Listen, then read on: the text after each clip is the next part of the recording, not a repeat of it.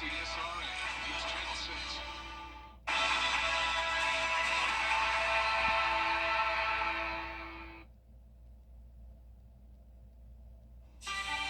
More rain is on the way.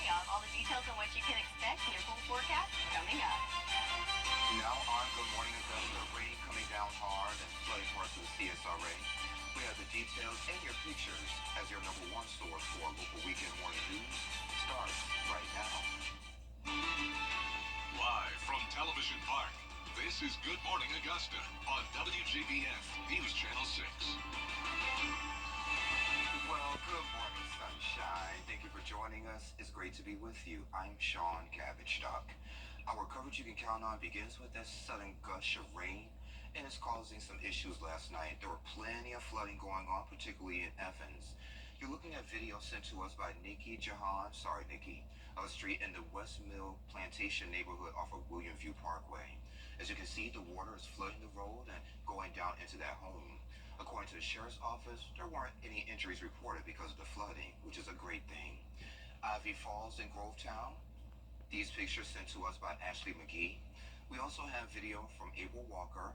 Also, Farrington Drive in Evans sent to us by Jennifer Diaz. And she says normally the ground is dry there. William View Parkway sent by Sarah Elderman, as well as videos and pictures from Television Park right there. We have more pictures on Facebook. There was also some flooding on Fury Ferries Road and Southern Pines. According to law enforcement, while the water has receded, there could be some damage to the structural integrity of the bridge there. Earlier, crews were inspecting the bridge, and our crews were leaving the scene as the county was closing the bridge. I did get off of the phone with dispatchers. Right now, it still is closed. No word on when it will reopen.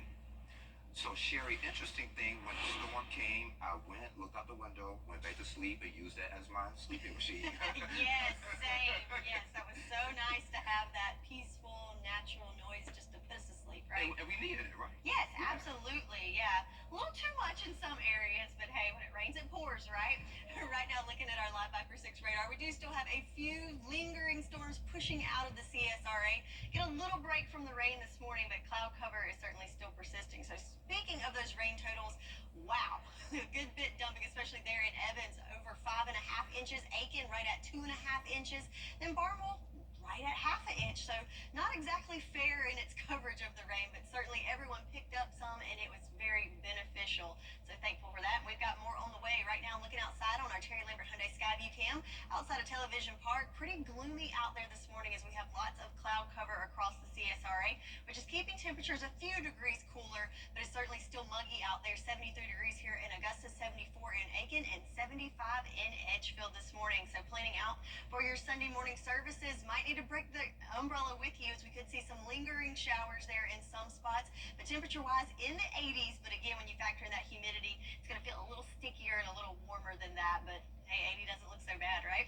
So we'll go over your forecast for the rest of the weekend and how much more rain we can expect, and also take a peek at what's going on in the tropics, all coming up. Sean? And Sherry, you know, a lot of folks talking about the heat as well. So many folks took to Strong Thermal Lake just to beat the heat. The folks we spoke with taking extra steps to stay cool and hydrated. Park goers and lake goers bringing plenty of water, using sunscreen, and park rangers want you to watch out for signs of heat exhaustion and stroke. We'll always encourage them to find a spot in the shade, drink some liquids, do all that stuff. We'd want to prevent it before it gets to heat exhaustion or heat stroke. And just because you're not in the water doesn't mean that heat stroke or exhaustion can't happen to you. So make sure you pay attention to others, not just for drowning, but possible heat-related problems as well. One person is dead following a fire in Sally Friday night. According to the coroner's office, the call came in at around 7:15 that a home on John Nunn Highway was in flames. Emergency crews responded, and after the fire was put out, the body of a male was found inside. Due to extensive thermal injuries, the victim not immediately identified, and autopsy will be performed to not only determine the cause of death, but the person's identity. The cause of the fire still remains under investigation.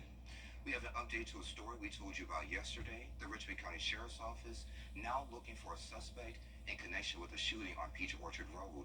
Just before Friday night, deputies responded to a local hospital where 16-year-old Shadiq Brown had arrived by car with a gunshot wound. He later died from his injuries. Investigators later learned the shooting happened on Peach Orchard Road. The sheriff's office now looking for 18-year-old Karan Walters in connection with that murder. He's known to frequent the Harrisburg neighborhood. Authorities say take extra caution as they believe he could be armed and dangerous. If you have any information, contact the sheriff's office. A Stop the Gun Violence basketball tournament will honor victims today at the Warren Road Community Center. It's from 1 until 7, and there will also be mentoring, counseling, and community leaders. The event is in memory of Kevin Courtney Jr., the 20-year-old was shot and killed outside the 706 Lounge off Deansbridge Road in 2022. The Richmond County Sheriff's Office continuing to search for an endangered missing person. Investigators say Tony Robinson was last seen Wednesday on the 1300 block of Green Street. He's known to frequent the Salvation Army Center of Hope and suffers from schizophrenia. If you have any information, please call authorities. WJBF News Channel 6's Black Excellence 365 recognizes inspiring Black individuals and organizations here in the CSRA throughout the year. Recipients are honored with the Mary O. Jones Black Affirmation Award, and this month we honor Davion Jackson. One of my biggest things is instilling confidence in men, women, and in children. Davion Jackson was born and raised in Atlanta.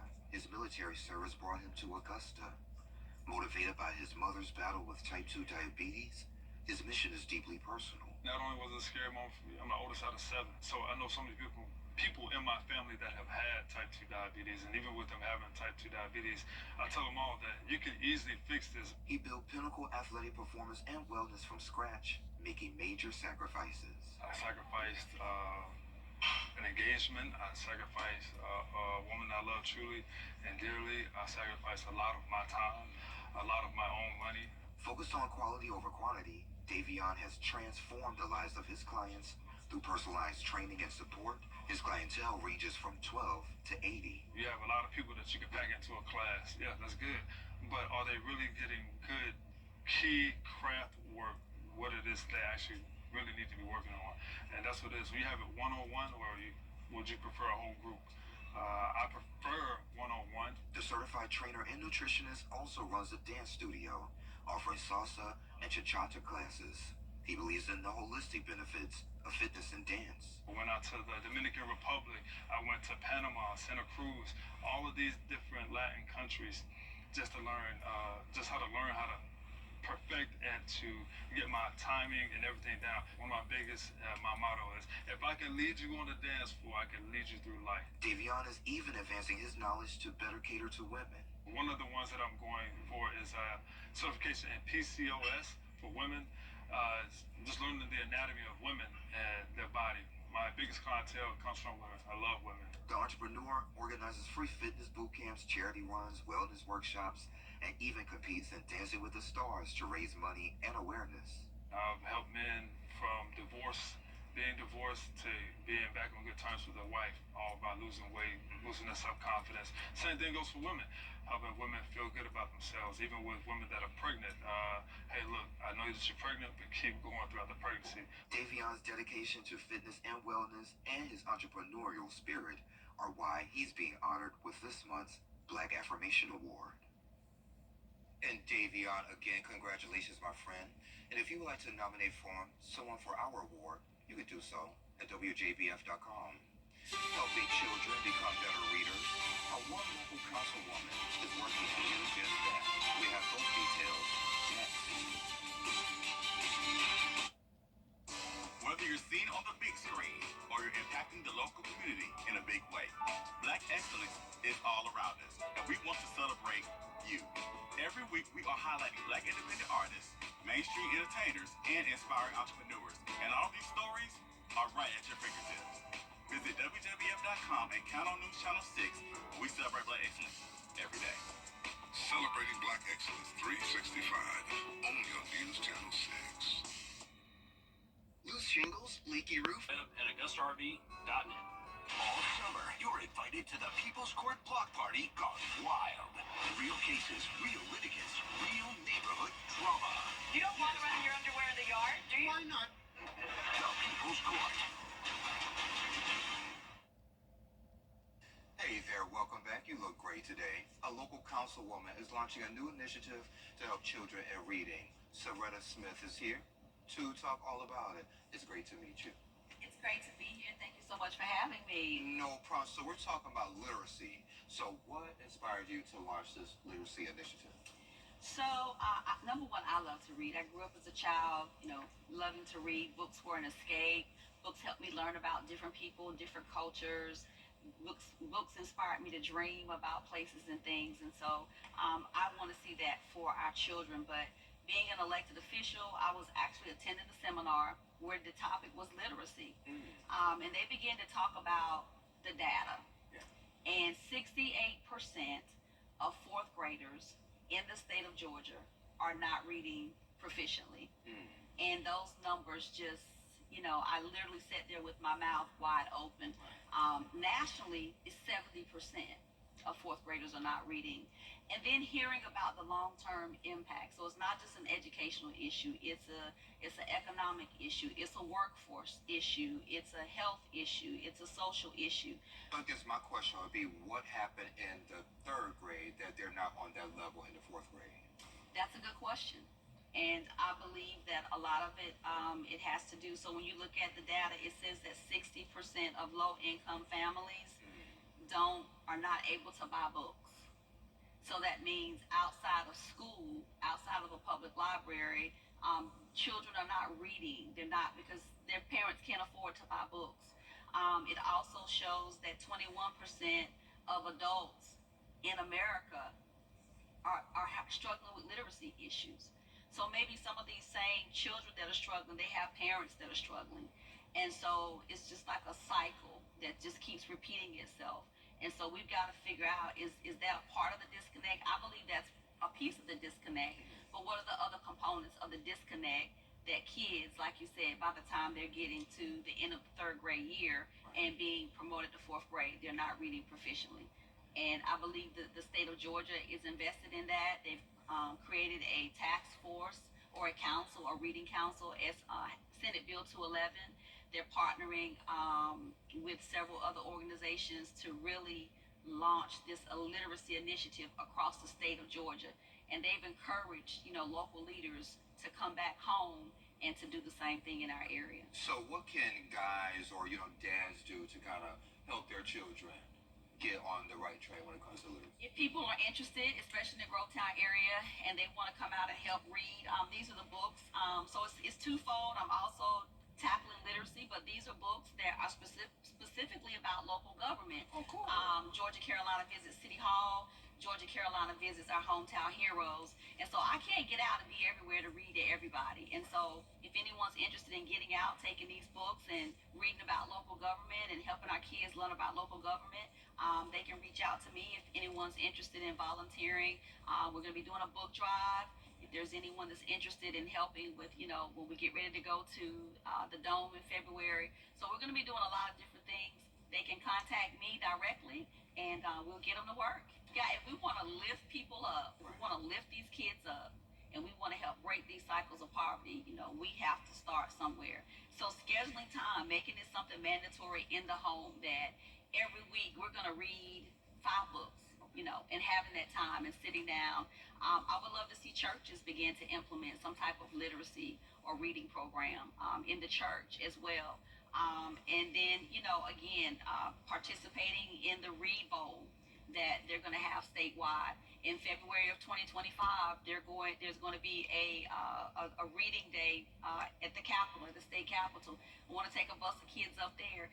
Again, taking them out of the community, the possibilities of reading a book, at the state Capitol with the governor, things like that. That's exciting. That makes reading exciting and more fun. All right. Well, thank you for being here. I appreciate it. Thank you for having me. I really enjoyed our conversation. Thank you so much. No problem. And we'll be right back. The Live 536 mobile app. Download it today. Thank you for donating and shopping to help us save homeless pets. If you've been arrested for a DUI in Georgia, you may only have 30 days to protect your license or your privilege to drive here. Hi, I'm Tiffany Duncan of DUI Duncan, the DUI firm here in Augusta. Visit our website at DUIDuncan.com to see what we've done to help so many drivers. If you've been arrested for a DUI in Georgia, call me now for a free consultation. While the firm, of course, cannot guarantee results, we do guarantee hard work, fast action. Remember the name, DUI Duncan.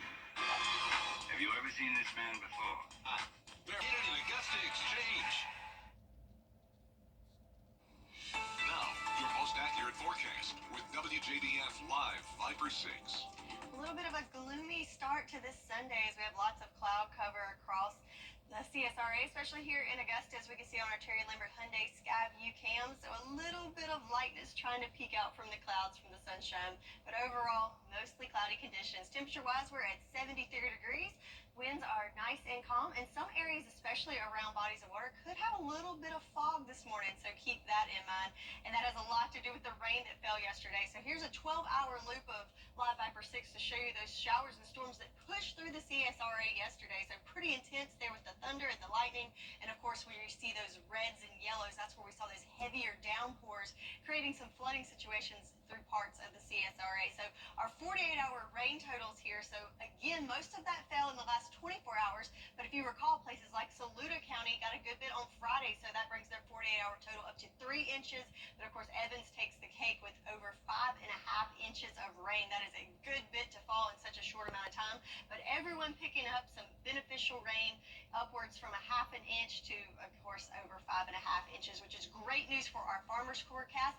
The drought meter, of course, has not been updated since we've received this beneficial rain. So I expect Saluda County will see lots of improvements there, and I'm hoping we will all be in the yellow by the time we're done with this rain, as it is much, much needed, and I think we'll see lots of good things from that. And the chances continue today, and our monthly rainfall here in Augusta, all coming yesterday, bringing us over 3 inches of rain. And that's because if we look at our water vapor loop, lots of moisture surging into the area. So we zoom in there, see all the green there, that's the moisture and cloud cover, and also this front that's stalled out. So between the moisture and the unstable air, that is bringing us all this rain that we much needed.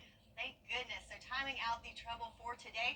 Again, mainly concentrated in the afternoon hours, something we kind of expect in the summertime pattern.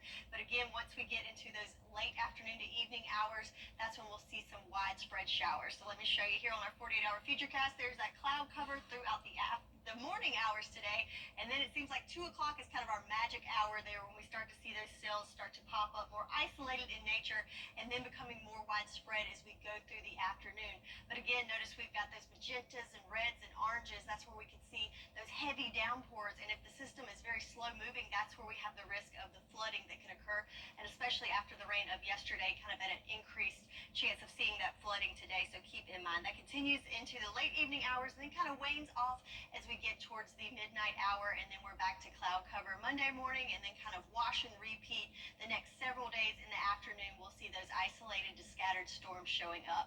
Remember, yesterday we did have a slight and marginal risk of excessive rainfall. Today we are at a marginal risk, again, because of those slow-moving storms. So keep that in mind as you go through the day today. So temperature-wise, a few degrees cooler thanks to that cloud cover and rain.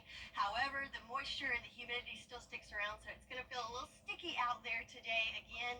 But again, keep the rain boots handy, as we've got another good chance of rain today and the next several days ahead. All right, I have my boots right here, Sherry. Thank you. Well, a talking toilet? What is it saying? We'll let you know. What's trending is next.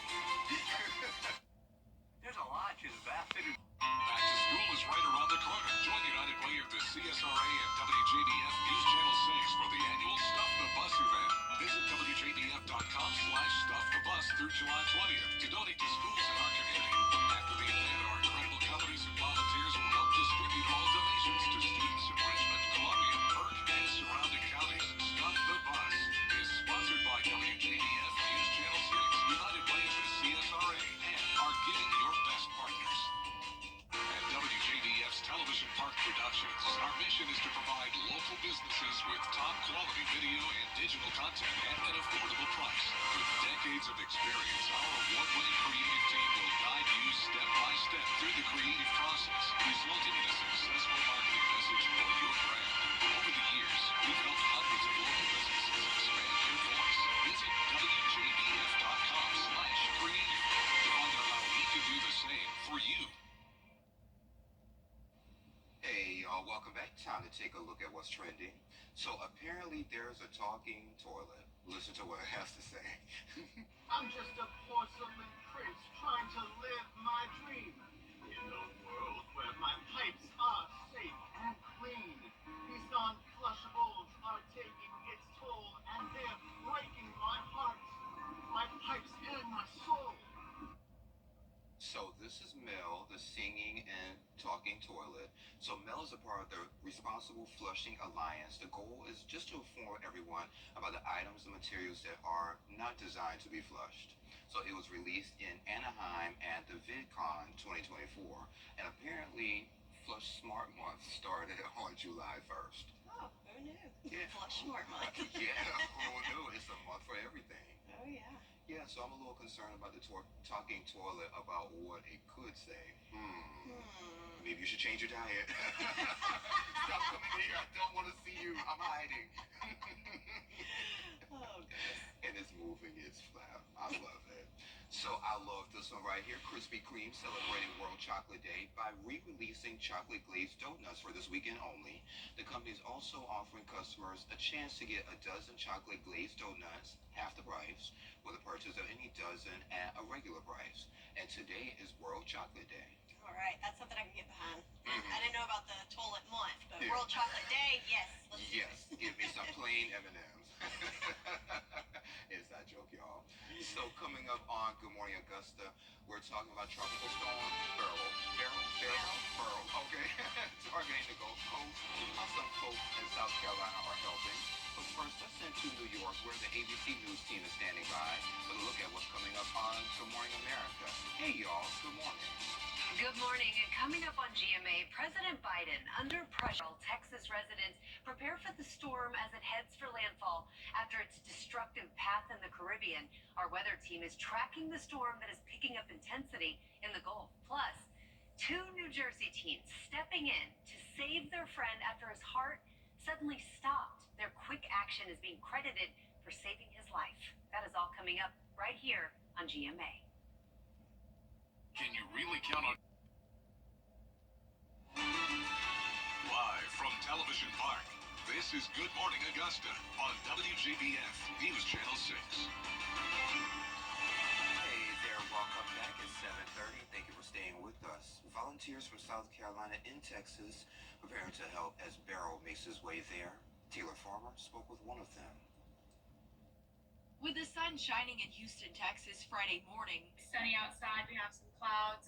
It's warm. residents and disaster relief volunteers are preparing for weather conditions to worsen. The American Red Cross says current projections show the storm going into Texas and thousands of people may need emergency shelter. Right now we're in the pre-deployment phase, so we're like setting up cots. We're getting out kind of what facilities we're going to use, getting all the forms, basically everything transferred to the facilities that we'll be using for if people have to evacuate due to the hurricane. Beryl has set records as the first tropical storm beginning in June to ever hit Category 4 and the first storm before September to go from tropical depression to major hurricane in under 48 hours. The American Red Cross says they are rushing final preparations to help tens of thousands of people in the path of Tropical Storm Beryl as the storm takes aim at the Gulf Coast. They do have signs up along the roads, kind of letting them know to be prepared. Crews say they are getting ready for the impact of the storm by gathering volunteers and pre-positioning relief supplies in Texas. People who live there are being warned of what's to come. The American Red Cross says so far 8 volunteers from South Carolina have been assigned to support the relief operation. They say another disaster response vehicle is also on standby to deploy if needed.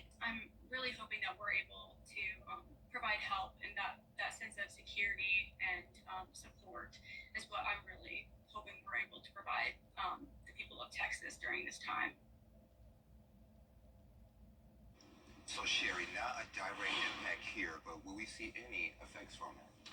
We might could contribute to some rain later on the week, but no direct impacts. Good. However, looking at the current stats for Tropical Storm Beryl, starting to see a little more organization compared to yesterday. Right now, moving about 12 miles per hour to the northwest with 60-mile-per-hour winds, and it is expected to become a hurricane again before making landfall on the Texas coast either late tonight or into tomorrow morning. So here's the current track, moving up into the coast, going through Houston, Dallas, and then kind of curving back to the east. So again, later on in the week, we might have some interactions with that with our systems, but overall, not a direct impact, but certainly thinking about those people in Texas.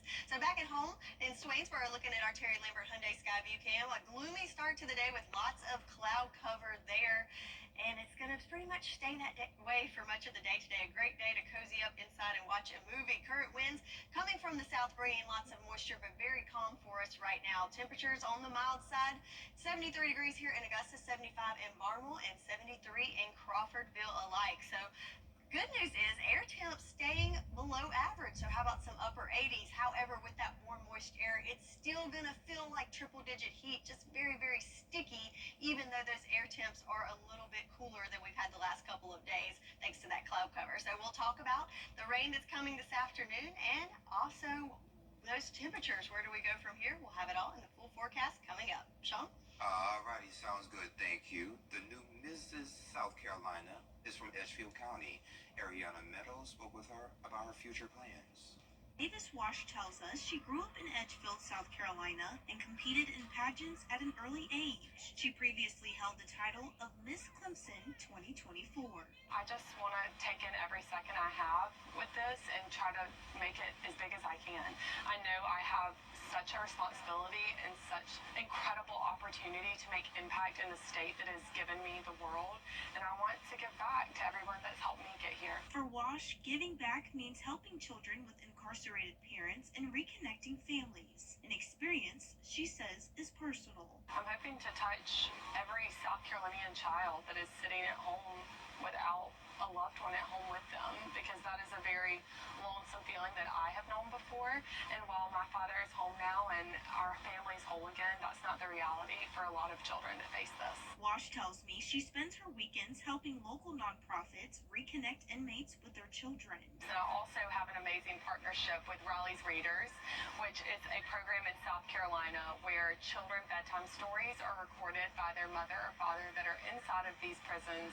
So at night, the sons and daughters have a book that they can have their parent read to them before they go to sleep. Winning Miss South Carolina is more than just the crown. To her, she says it's about guiding and empowering the youth. I know how they feel because I've been the child that's in the waiting room waiting to see their father. I want to be a guiding light for them. I want to be someone they can look to see that no matter what obstacle is placed in front of them, that they can still chase those big dreams no matter how scary they are. Wash will represent South Carolina at the Miss America pageant next year. In Greenville, Ariana Meadows. Alright, and congratulations. It's one movie that puts Savannah on the map. Forrest Gump celebrating a big anniversary. The Live 546 Skyview Network, sponsored by Terry Lambert Hyundai. Come see us at Carolina Pottery and discover why we have been a favorite local decor store for over 40 years. Housewares, lawn and garden, floral, ribbon, and always the best seasonal merchandise in the area. Visit carolinapottery.com or a store near you. Hello, my name's Forrest Gump. Would you like a chocolate? Oh, thank you. And it's the 30th anniversary of the release of the classic film Forrest Gump. I feel old now. The film is notable in Savannah for making the town square a tourist attraction. The movie has become an instant classic and won numerous awards, and after all of these years, fans of the film still flocking to the Savannah Museum for one significant artifact. Take a look. And that significant artifact from the movie Forrest Gump is right here in the Savannah History Museum. We have Emily Beck with us today. She's Director of Interpretation, and she told me something interesting, that this is in fact one of, if not the most popular item in your museum. So tell us about that. It is. It might be the most. I think it's the most popular. People will come and pay admission just to come and see this bench. I think that's wonderful, though, because that brings people here to see so much of Savannah history. We love that. But the bench, I think, is very compelling for a number of reasons. So it's actually, it looks longer than it did in the movie. So this is actually not made out of wood. What do we know about its construction? Well, this is actually made of fiberglass. This is a prop that was made for the filming of Forrest Gump in 1994. They made several different prop benches like this one. And this is the one that was gifted to the city of Savannah after filming concluded. Where was this in town?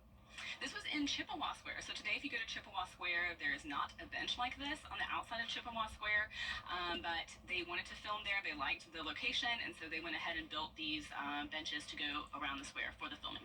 And that is actually not a place that a bench ever had existed before, because I think a lot of people will still come to town and say, where is it? Yes, they assume that if they look for the Forrest Gump bench, people will ask us where can we go to see it out in the city, and the only place you can see it is here because they did not have benches in Chippewa Square historically. So you have one of the artifacts here from that awesome movie, very award-winning, but actually the Coastal Heritage Society and the 6 museums that you all operate has been host to a number of productions, so people can come and explore your halls, not just here but elsewhere, and really see a lot of movie magic. That is very true. We know Forrest Gump won many Oscars, but a lot of other Oscar-winning films, such as Glory from 1989, that was filmed here on this west end of Savannah at Georgia State Railroad Museum, and at Fort Jackson out on the river. So we have a lot of film history here in Savannah, and I think people are very interested in that. That's always something that people want to learn about. How much does it cost if somebody wants to come and visit and see this in person?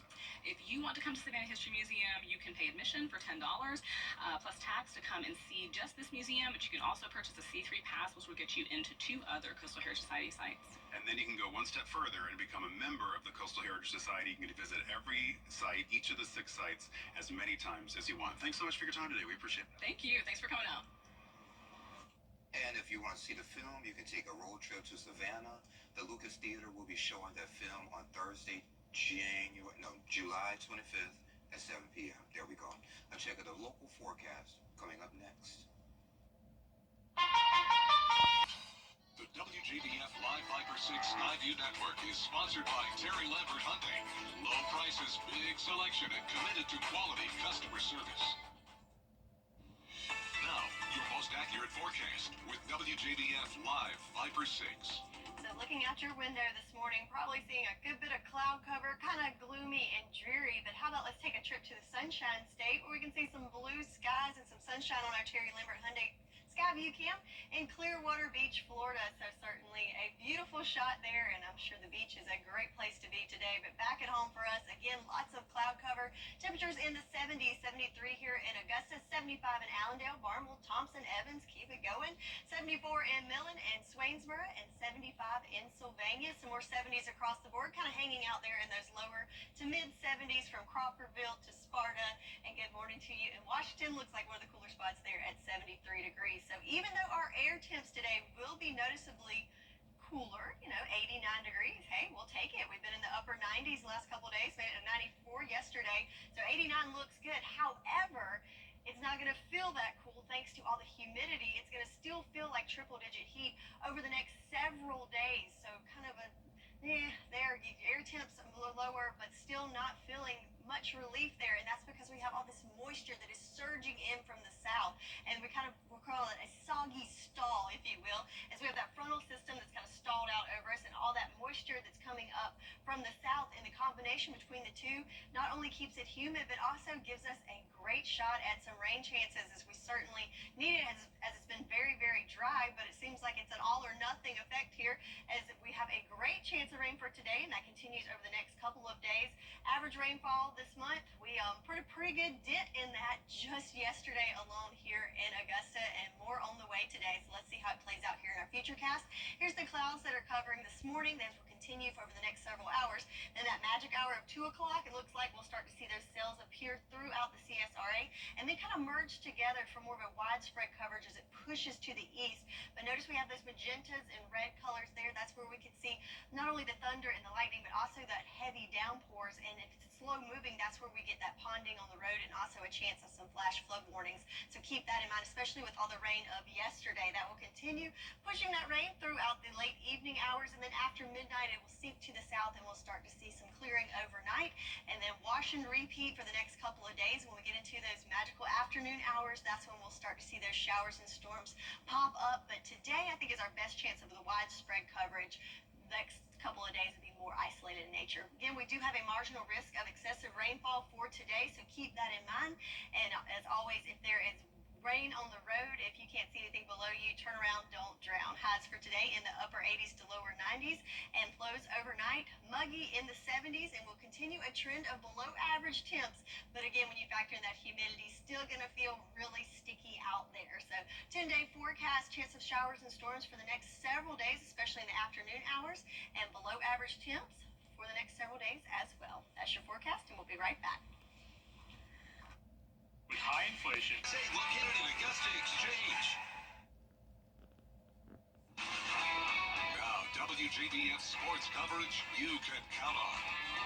World Series pitcher Ian Anderson continued his rehab assignment in Augusta on Saturday as he looked to help the Green Jackets get back in the win column. Anderson pitched 3 innings, allowing no hits and striking out 5 batters. Offensively, the Jackets played lights out, putting up 6 runs through the first 3 frames. But unfortunately, in the 4th inning, the game would get suspended due to weather. Green Jackets manager Winston Sawyer said it's been great having Ian in the dugout, and he's been a good example for the other guys on the team. It's awesome. I mean, they get to see how a true pro is. He's truly a great human being. I mean, the guy's pitched and won a World Series. He's honestly just an unbelievable person. So the guys getting to see him, how he works every day is a great value to our team. Got good energy, got good guys in the clubhouse. They're playing together. We're doing the things right. The Green Jackets will finish this game as part of a doubleheader on August 27th, but in the meantime, their next series starts on Tuesday against the Fayetteville Woodpeckers. Over in the MLB, the Braves also look to get back in the win column and even the series as they hosted the Phillies for Game 2. They got a run on the board early thanks to Ozzie Albies in the first, and then same inning, one on for Ozuna, breaking ball lifted to deep center field. Say goodbye to that one. That's Ozuna's 23rd home run of the season, and the Braves lead 3-0. Then in the 5th, Albies at the dish again with one on. He goes yard deep to the stands in left field. That'll make it 5-1, which will be the final score of the night, and Atlanta evens the series. So the rubber match on Sunday starts at 1:35 p.m. Out in Chicago, the NASCAR Xfinity Series saw Shane Van Gisbergen win for the 3rd consecutive time. He won the inaugural Grant Park 220 last year, and then he won the Xfinity Series Loop 110 on Saturday. Gisbergen was able to pass Jesse Love on a late restart for the lead and immediately start to pull away from the rest of the field as Love was shuffled back to 5th. After the win, Van Gisbergen said getting to race with his buddies was a blast. It was a pretty awesome race. The first stage racing with Kyle there. My car was really weak. I couldn't get going at the starts, at the restarts, and then it would take 2 or 3 laps, and he'd always pass me. Then when my car would come on, I'd be attacking him, and yeah, it was just awesome fun racing with him. His car was a little better over the bumps and under braking, and he was driving very well as well. But yeah, I'll give him the thumbs up. He was waving back, and yeah, had a blast. All the excitement continues on Sunday with the Cup race. We'll have that coverage for you throughout the weekend.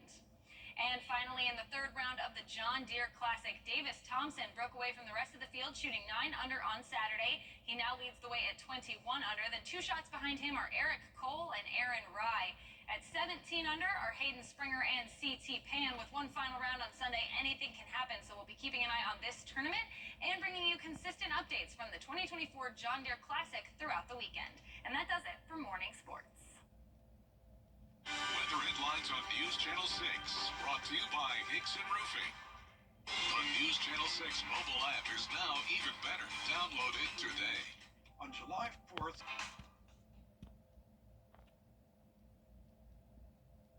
And this is pretty cool. For 10 years, a father and daughter lemonade stand has quenched the thirst in Columbus, Georgia. Now the funds made from their business is helping the daughter get her higher education. Here's Chuck Williams. Good morning, welcome to Life Dreams Lemonade, where we hope that all of your dreams are light and sweet. Today we can make your drink either sweet, unsweet, or happy. Half your way, half my way. For additional fruits in your choice, today's flavors are strawberry, pineapple, watermelon, raspberry, blackberry, mango, coconut, or peach. What would it be? What it will be is the sweetest of father-daughter stories. Jalen Bell and her dad, Ronnie, have been selling lemonade on Broadway for a decade. They are one of the few Uptown Market Days vendors who've been there for the long haul. And they have a product that pleases on warm summer mornings, and they have a reason to sell it. I have supported them now through the years, because he was out here because his daughter was to go to college, and they were raising money, and anytime a young person wants to do something, I'm willing to help. This all started, you're looking at the first customer to buy a cup of lemonade from Sweet Dreams back in 2014 when Jalen was a 2nd grader. She's a rising senior at Columbus High School, and one thing has been consistent, selling lemonade on Saturday mornings downtown with her dad. But they have persisted, building a college fund along the way. You might say building for a rainy day. As a 2nd grader, Jalen was not looking 10 years down Broadway. I brought it that far in the future, but I would not expect to be here right now. Why do you keep doing it? I I mean, I think it's a good learning experience. I've learned a lot from this, and I found myself to be kind of shy, but it's allowed for me to open up a little bit more over time. So I think it's just overall a great experience, and I think it's also a great bonding activity for me and my dad. Wish I would have thought about that. I wouldn't have to take out those student loans to go to USC, go Gamecocks. All right, well, if you need a rainy day fund, we got the rainy day. I don't know about the funds, but I got your rainy day coming. So we're looking at another round of some afternoon showers and storms, and temperatures a little bit cooler air temp, but still pretty sticky out there. So a good day to stay inside, relax, catch up on some housework maybe, watch a movie. Netflix and chill. Maybe. Maybe. Y'all, thank you for joining us. We're back next week. Have a great week. I love you, Mama. And I'm back tomorrow starting at noon.